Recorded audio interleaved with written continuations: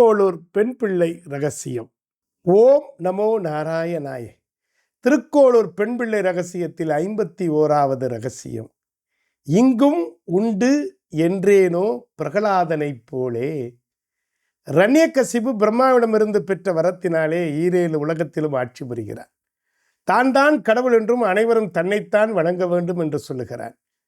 அந்த நேரத்திலே தான் குருகுலத்திலே குரு அனைத்து குழந்தைகளுக்கும் இரண்யகசிபு தான் முழு முதல் கடவுள் என்று கற்றுக் கொடுக்க, பக்த பிரகலாதன் ஸ்ரீமன் நாராயணனே முழு முதல் கடவுள் என்று சொல்லுகிறார்.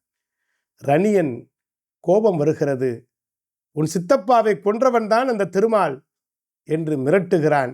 ஆனால் பிரகலாதன் மனத்தை மாற்ற முடியுமா? மாற்ற முடியவே இல்லை. துன்பப்பட்டாலும் விஷ்ணுதான் மூல முதல் கடவுள் என்ற எண்ணத்திலே பிரகலாதன் பிறளாது உறுதியாக நிற்கிறான். பிரகலாதன் நாராயணா நாராயணா நாராயணா என்கிறான்.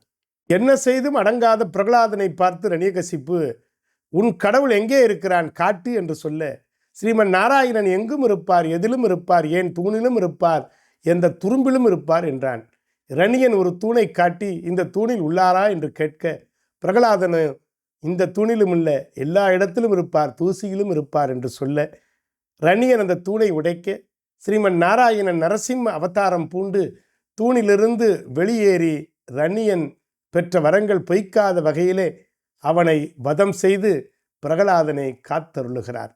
திருக்கோளூர் பெண் பிள்ளை சொல்லுகிறாள், பிரகலாதனைப் போல மாறுபாடு இல்லாத நம்பிக்கையுடன் ஸ்ரீமன் நாராயணனை எங்கும் இருக்கிறார், இங்கும் இருக்கிறார் என்று நான் ஒருபோதும் கூறவில்லையே.